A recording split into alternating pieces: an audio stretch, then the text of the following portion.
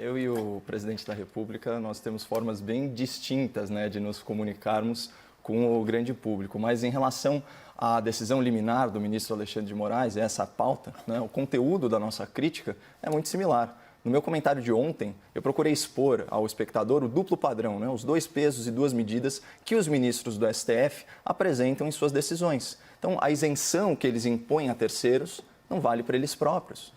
Nós falamos de ministros que têm amizade com réus, falamos de ministros que soltam criminosos, né, com os quais têm relação pessoal, falamos de ministros que julgam casos dos escritórios dos seus cônjuges, ministros que abusam da sua autoridade ou se omitem para proteger amigos, né? E é esse mesmo tribunal, ao que tudo indica, que vai inaugurar um novo tipo penal.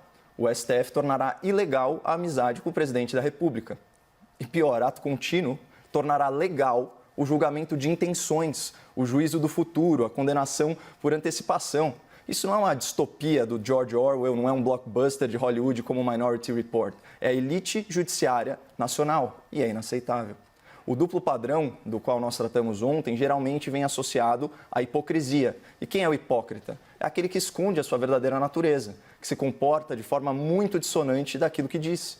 É o jornalista que fica lacrando, fica em casa para audiência, mas sai do seu domicílio para atividade de lazer. É o político que diz que a sua prioridade é salvar vidas, mas não reverte o fundo eleitoral para o combate à pandemia. E é o tribunal que exige impessoalidade em nomeações, mas que em 30 anos arquivou todos os pedidos de suspeição ou impedimento dos seus ministros sem submetê-los a plenário.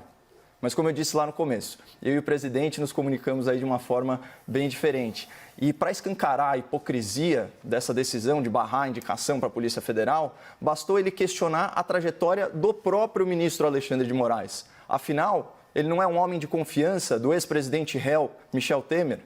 Os dois não têm aí uma relação de amizade? Será que isso não influenciou na escolha do doutor Alexandre para ministro da Justiça e depois ministro do STF? Outro argumento do presidente da República que eu considero irrefutável, né? Foi, na verdade, uma provocação dirigida ao Alexandre de Moraes. Abre aspas. O senhor vai retirar ele da Agência Brasileira de Inteligência, a ABIN, para ser coerente? Touché. O critério para indicação da ABIN é mais rígido, porque ele passa pela sabatina do Senado. Ou seja, o nome do senhor Alexandre Ramagem já passou pelo crivo do Poder Legislativo. E vamos lembrar que pela primeira vez nós não temos um Congresso bovino alimentado pelo capim do Executivo, pelo menos não ainda.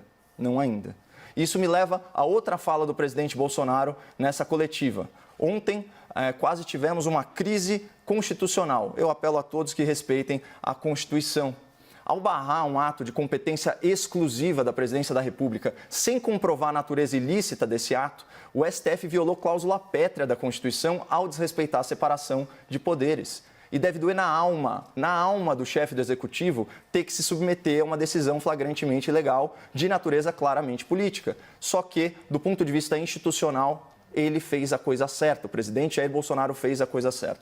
E para fechar em um tom um pouco mais leve, eu queria destacar para o espectador uma última dura verdade que o Bolsonaro dirigiu aos ministros do STF. Vamos lembrar, ministros indicados por José Sarney, Fernando Collor, FHC, Lula e Dilma.